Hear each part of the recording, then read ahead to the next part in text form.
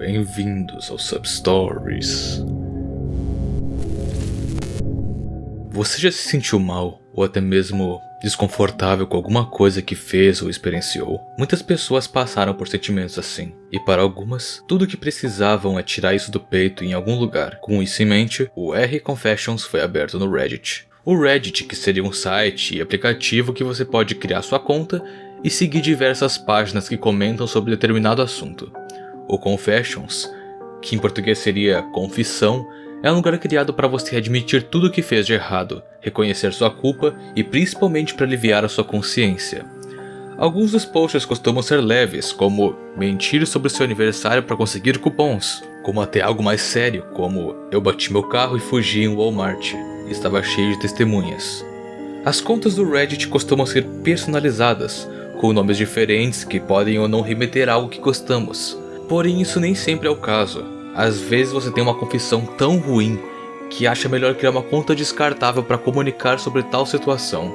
E então veio o nome do termo Throwaway, ou conta descartável. Nossa história começa em 2017, no Reddit de confissão. Um usuário usando uma conta descartável chamada Throwaway181718 criou uma postagem que se destacou entre todas as outras. O título era: Eu estava em um culto. Irei então começar a ler o que nosso usuário anônimo está querendo nos contar. Primeiramente, peço desculpas pelo meu anonimato. Não quero que isso volte a mim, mas não contei a ninguém sobre isso. Preciso tirar do meu peito. Há 3 anos, quando eu estava na faculdade, sofria de forte depressão. Tomei medicamentos e fiz terapia de grupo. Um dia na minha terapia de grupo, a nossa terapeuta nos disse que tem um homem aqui para conversar com a gente. Por motivos, vamos chamar ele de Bob. Bob era muito energético, muito amigável e compreensível. Ele falou conosco no nosso nível, um bando de adolescentes vulneráveis. Ele nos contou sobre um feriado de terapia de grupo. Saíamos nas férias de verão e fazíamos algumas coisas legais, como canoagem, escalada, etc. Ele explicou que era totalmente gratuito porque a escola pagaria para nós irmos, e dura 5 semanas. Poucas pessoas estavam interessadas, mas decidi fazer algumas perguntas a ele após a sessão. Ele me disse que era tudo uma questão de aventura, fazer amigos e se divertir, enquanto continuávamos nossa terapia. Pedi alguns detalhes para ele, mas ele não tinha um cartão, então pediu o meu. Estupidamente, dei a ele meu número de telefone, endereço de e-mail e endereço residencial. Mais tarde naquela noite, eu estava contando isso a meus pais. Eles pareciam um pouco desconfiados, mas eu estava tentando convencê-los. Enquanto conversávamos, alguém bateu na porta. Era Bob. Meu pai o acolheu e conversou com os dois explicando que é bom para minha saúde mental e também traz muitas experiências, além de totalmente gratuito. Depois de conversar um pouco, meus pais concordaram que eu poderia ir. Eles preencheram alguns papéis e a próxima vez que vi Bob foi quando entrei no ônibus, com muitas outras pessoas da minha idade. Bob estava muito entusiasmado e todos pareciam entusiasmados também, embora todos estivessem tendo problemas mentais de saúde. Bob explicou que nosso primeiro dia faríamos um curso de aventuras e construiríamos uma jangada para ajudar no trabalho em equipe com nossos colegas campistas. Dirigimos para o norte do acampamento murado. Era enorme. Quando descemos do ônibus, todos tinham que fazer um check-up físico. Foi desconfortável, mas presumi que fosse para ter clareza do que poderíamos participar dos eventos. O médico foi muito minucioso. Quando saímos, não conseguimos encontrar nossas malas, então achamos que elas foram trazidas para nossos quartos. Mas quando chegamos aos nossos quartos, elas também não estavam lá. Perguntei a Bob e ele disse que não poderíamos usá-los e que também não poderíamos usar nossos telefones. Ele pediu todos os nossos telefones, eu e os outros meninos do meu quarto recusamos, mas ele disse que estava no nosso contrato que assinamos. Relutantemente, todos nós desistimos nossos bens e ele nos deu macacões feios para vestirmos, porque não queriam que nossas roupas bonitas ficassem sujas, aparentemente. Fizemos algumas atividades e foram bem divertidas, mas depois fomos todos ao jantar. Antes que eu começasse a comer, um dos líderes do grupo disse que todos deveríamos orar. Não sou religioso e havia indicações de que se tratava de um grupo religioso, então fiquei um pouco confuso. O líder do grupo disse que deveríamos agradecer aos deuses por nos unirem. Achei isso estranho, mas presumi que ele estava tentando apenas incluir todas as religiões. Mais tarde naquela noite, fomos todos para a cama. Enquanto estávamos na cama, outro líder de grupo, vamos chamá-lo de Todd, entrou e nos forçou a levantar. Nós fizemos e ele nos repreendeu por dormirmos de cueca boxer. Ele disse que deveríamos dormir de agasalho. Vestimos nossos agasalhos e assim que ele saiu nós tiramos novamente, afinal era verão. Os dias seguintes foram praticamente os mesmos. Houve algumas atividades divertidas, mas sempre foram acompanhadas pelos líderes do grupo, agindo de forma estranha e muito rígida. Os meninos e meninas não podiam conversar entre si. Quando íamos nadar, íamos de agasalho. Na verdade, só podíamos conversar durante essas atividades. E em todas as refeições tínhamos que orar. E os líderes sempre diziam coisas como: os deuses nos mostrarão o caminho até o fim. E honestamente, eu estava ficando realmente assustado. Fizemos atividades emocionantes, mas também tivemos algumas mais chatas, como meditação. Eles também nos disseram que se quiséssemos ficar depois das 5 semanas, poderíamos ficar. E poderíamos convidar nossas famílias para morar conosco. Uma noite eu perguntei a Bob se eu poderia ligar para casa, só porque eu queria falar com a minha família. Ele disse que minha família já foi informada que cheguei em segurança e que estou feliz. Tentei argumentar, mas ele estava determinado a não me deixar entrar em contato com a minha família até 5 semanas terminassem. Eu não sabia para onde levar a minha mala, então eu não tinha como contatá-los. Naquela noite houve uma fogueira, integrada a uma sessão de terapia em grupo. Pedi para ir ao banheiro do prédio principal e saí furtivamente. Havia um pequeno escritório vazio com luzes apagadas. Então entrei o seu telefone para ligar para minha casa. Contei a minha mãe o que estava acontecendo e ela disse que viriam me buscar imediatamente. Nos fundos do escritório havia outra sala cheia de malas e uma caixa plástica cheia de telefones. Demorei um pouco para encontrar o meu telefone, mas coloquei no bolso e tentei procurar minha mala. Enquanto eu olhava, Todd entrou na sala do escritório e me pegou. Ele praticamente me arrastou para fora e me fez sentar no corredor, gritando comigo por desobedecer às regras. Ele disse que eu estava tentando pegar minhas roupas e que era um pecado ter orgulho, ou algo assim. Ele me levou de volta ao grupo e disse aos outros líderes do grupo na frente de todos. Os líderes do grupo ficaram bravos com todos e começaram a repassar as regras.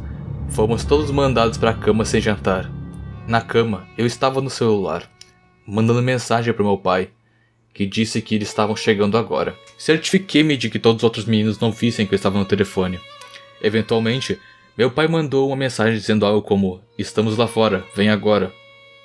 Então eu praticamente pulei da cama e corri o mais rápido que pude, passando pelos líderes do grupo que tentaram me impedir saindo correndo do prédio. Descendo a estrada de terra até o carro da minha mãe na beirada do acampamento, os líderes me perseguiram. Meu pai saiu do carro e me trancou no carro com minha mãe. Os líderes do grupo estavam dizendo que eu não tinha permissão de sair, que meus pais assinaram um contrato dizendo que eu não posso ir embora até que as 5 semanas acabassem. Meu pai recusou e eles tentaram abrir as portas para me tirar de lá. De alguma forma, meu pai voltou para o carro e as portas foram trancadas antes que ele pudesse me tirar de lá. E meus pais me levaram de volta para casa. Em casa contei tudo a meus pais. Na manhã seguinte, Todd e alguns outros líderes do grupo estavam na minha porta. Meu pai disse para eles irem embora, pois eles ainda tentavam me convencer a voltar para o acampamento. Mas eles não iriam embora sem mim. Meu pai chamou a polícia e a polícia os escoltou. Não podíamos vê-los, mas sabíamos que estavam nos observando. Praticamente não saí de casa durante o verão e ficava constantemente espiando pela janela. Quando a escola recomeçou, saí de casa sozinho pela primeira vez para pegar o ônibus. E enquanto caminhava na rua, ouvi Todd e os outros me chamando. Tentei correr, mas eram uns 10. Me cercaram na rua. Algumas pessoas de suas casas ouviram a comoção e gritei para que chamassem a polícia. Alguns homens saíram e começou uma briga. Consegui correr de volta à minha casa e me trancar. Os líderes do grupo foram presos. Mas na manhã seguinte, um novo grupo apareceria na minha área. Eventualmente mudamos de casa, parei de ir à escola e tivemos que começar uma vida totalmente nova. Não vivemos sob proteção de testemunhas, mas usamos identidades falsas para impedir que nos encontrem. Meus pais estavam em contato com a escola e a polícia. A escola parou de financiar o grupo e a polícia nos disse que iria começar uma investigação e que Todd havia se matado enquanto estava sob fiança. Não sei muito mais que isso, mas espero que todos no grupo estejam seguros. Eu escapei de um culto religioso e eles expulsaram minha família de nossa casa. Analisando a história como está, realmente parece algo mais fictício. Afinal, o culto literalmente ficou seguindo esse garoto o verão inteiro. Pouco tempo após isso, o criador do post fez uma atualização, explicando que a ideia dele não era expor o grupo e que não esperava um suporte tão grande assim. Aqui ele respondeu algumas perguntas que os usuários do Reddit tinham sobre a história, porém mencionou que ia preferir ficar no anonimato. Uma das respostas foi que ele havia desligado o celular antes de entregar para os líderes do culto. Isso provavelmente foi perguntado por causa da bateria do celular, que se tivesse entregado ele ligado, talvez já estaria descarregado. A próxima foi respondendo que ele não ouviu nada dos adolescentes dentro do acampamento, e nenhuma outra informação ou mensagem dos líderes desde que ele se mudou. Aqui menciona uma investigação que estava sendo feita, mas que ele não sabe o que aconteceu com o grupo. Aqui ele menciona alguns comentários acertando onde ele vivia, mas não queria dar informações sobre isso. Provavelmente veio de um comentário que mencionou a forma de como ele escrevia My Mom, escrevendo My Mom, que com certeza não era da América, mas talvez da Inglaterra, Austrália ou até mesmo Nova Zelândia. A seguir ele menciona que não pode expor esse grupo senão ia interferir com a investigação policial, que ainda está rolando, e ele não poderia atrair atenção para ele mesmo. E para finalizar, ele menciona que a troca de identidade que tiveram não foi oficial, eles apenas começaram a usar apelidos, apenas deixando aqueles próximos a eles saberem os verdadeiros nomes. Não pegaram ordem de restrição pois levaria ao juiz e isso poderia apresentar uma ameaça à família, já que mesmo que os líderes forem presos, novos apareceram. Ele termina o post dizendo: tenho até medo de procurar no Google o nome do grupo. Talvez eles possam me rastrear com isso. Eu espero que vocês entendam minha posição. E que estou fazendo isso para proteção da minha família. Eu queria poder dar mais informações. O restante dos posts dele haviam sido respondendo alguns comentários. Nada de novo. Isso até o próximo post, que foi um dos mais estranhos. Como eu deleto uma mensagem que postei? O único comentário foi ajudando como fazer. O outro respondeu, mencionando as antigas postagens do usuário, dizendo como isso era bizarro. Por que ele iria querer apagar uma mensagem? Seria possível que o grupo de certa forma achou ele? Ou talvez até a polícia interferiu? E para adicionar mais suspeita em cima disso tudo, ele comentou no próprio post dizendo o seguinte: isso não é verdade. Eu era parte de um grupo de terapia especializado em ajudar adolescentes com problemas mentais. Eu não estava em um culto. Desde então eu voltei a participar. Não irei responder nenhuma outra pergunta. Nem preciso dizer que esse comentário levantou todo tipo de bandeira vermelha. Talvez o culto poderia ter interceptado ele. Por isso a mensagem de como apagar o outro post.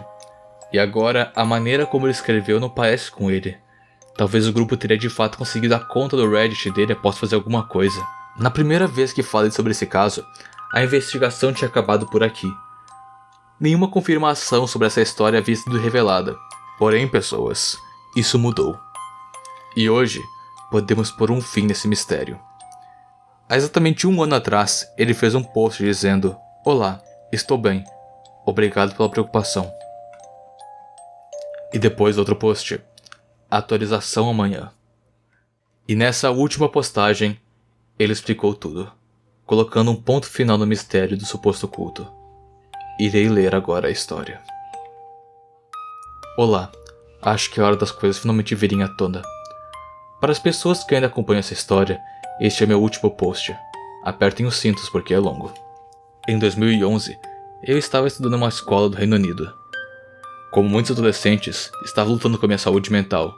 E tenho sorte da minha faculdade ter uma boa rede de apoio para as pessoas como eu. Minha escola me ofereceu terapia particular e entrei em contato com meu médico para providenciar medicação. Eles me ajudaram muito. Um dia, durante uma sessão de terapia privada, fui informado de um grupo que trabalha como estudantes universitários com problemas de saúde mental e fui convidado para participar de uma reunião para ver como eles faziam. Havia cerca de 20 estudantes ouvindo esses dois homens falando sobre uma oportunidade emocionante para nós, onde eles nos levariam a um acampamento onde poderíamos praticar atividades de aventura como escalada e tiro com arco. Mas o objetivo principal era ajudar-nos a aprender mais sobre nossa saúde mental e através das sessões em grupo eventualmente resolver nossos problemas. Eu me inscrevi, forneci a eles meus dados de contato, mas eles disseram que precisariam da permissão dos meus pais antes de ir. Eu não sabia que eles apareceram na minha casa naquela noite, nem tive a oportunidade de contar aos meus pais. Os dois homens foram muito persuasivos e fiz com que a viagem me parecesse muito atraente, mas meus pais tinham dúvidas. Minha mãe desconfiava muito do fato que eles apareceram na nossa casa sem avisar e do longo contrato que traziam com eles. Meus pais se recusaram a me deixar ir, dizendo que parece um culto, e escoltaram os homens para fora. E foi isso. Eu não tive mais nada a ver com eles. Não tenho ideia do que aconteceu naquele grupo, mas duvido que tenha sido um culto. Na verdade, provavelmente era um grupo financiado por caridade que tinha intenções genuínas e altruístas. Mas entendo o ceticismo dos meus pais. Não conheço ninguém que tenha ido ao acampamento e não me lembro o nome da organização. Eu continuei com a minha terapia privada. Alguns anos depois, estou sentado em minha mesa em meu primeiro trabalho de escritório, entediado e ouvindo uma série de podcasts sobre algumas coisas assustadoras que aconteceram ao redor do mundo. Um dos episódios era sobre Heaven's Gate, um culto notoriamente trágico, onde os fundadores procuravam pessoas marginalizadas, perdidas e com problemas de saúde mental, para se juntarem ao grupo. A história despertou alguma criatividade dentro de mim, e me levou ao R Confessions. A história não demorou muito. Eu estava apenas deixando a criatividade fluir, enquanto meus colegas de trabalho observavam. Provavelmente pensando que eu estava trabalhando em algo realmente importante, mas sim, a verdade é que era apenas uma história assustadora com muitas inconsistências. Esta não foi a primeira história fictícia que postei no Reddit. Me diverti muito escrevendo postagens estranhas, observando os comentários tentando decifrá-las. Uma das minhas favoritas era uma história de perspectiva de uma senhora americana, convencida de que seus vizinhos veganos eram bruxos. Nenhum desses posts ganhou muita atenção, e não me importei, apenas gostei de escrever. Cerca de uma semana depois da postagem original, eu estava assistindo a um vídeo no YouTube sobre mistérios do Reddit. Isso obviamente me inspirou a ignorar meu trabalho e tentar dar corpo a essas histórias de culto. A intenção por trás da atualização assustadora era que os líderes do culto tivessem de alguma forma obtido acesso à minha conta e estivessem tentando desesperadamente se livrar das evidências. Eu não esperava que essa atualização trouxesse tanta atenção para minha história quanto trouxe.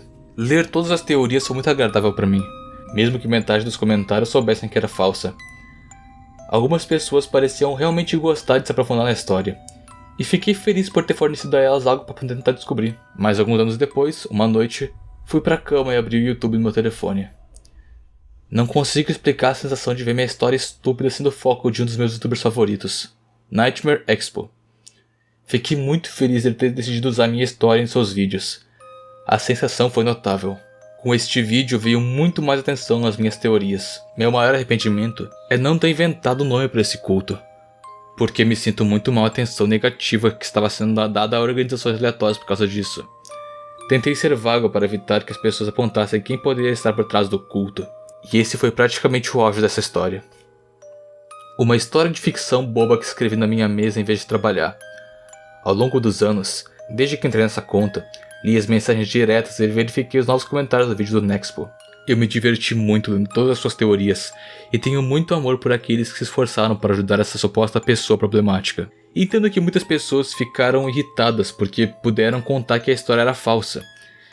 Mas ainda espero que as pessoas que dedicaram um tempo para trabalhar juntas e investigar essa história também tenham se divertido. Participei de comunidades online, investigando alguns mistérios da internet, e foi onde conheci alguns amigos próximos. Isso nos leva até agora, e por que decidi encerrar a história? A intenção inicial era deixá-lo desaparecer no nada, como a maioria dos outros mistérios do Reddit. Mas algo mudou. Há cerca de 1 ano, recebi notícias ruins do meu médico. Há 2 meses me disseram que o tratamento não estava funcionando. Não me resta muito tempo. Desde que eu era um adolescente, sempre tive um fascínio por todas as coisas assustadoras. Este fascínio me ajudou muito a superar alguns momentos difíceis, especialmente recentemente, quando precisei de distrações do mundo real. Passei inúmeras horas em hospitais e clínicas investigando mistérios online e alimentando minha obsessão pelo estranho e maravilhoso. Também passei muito tempo lendo teorias sobre minha história. E estou feliz de que alguns de vocês acharam interessante, mas eu não poderia levar isso comigo ao túmulo. Junto com as minhas cartas para minha família e amigos, tive que deixar uma para vocês também. Ao pessoal do R Confessions e RBI, ao Nightmare Expo e aos seus fãs, e a todos os outros que passaram algum tempo explorando essa história. Obrigado. Espero que vocês consigam manter vivos os mistérios da internet, continuar investigando e continuar fazendo essas comunidades online funcionarem. Por favor, lembre-se de fazer o que vocês gostam de fazer, como eu fiz, enquanto tiver tempo. Com amor, Throwaway 181718. E com isso, concluímos a história dele. Onde quer que você esteja agora, eu espero que encontre paz. Pode ter certeza que o pessoal desse canal vai manter os mistérios da internet vivos, e que as investigações sempre irão continuar. Eu espero que tenham gostado do vídeo e vejo vocês na próxima.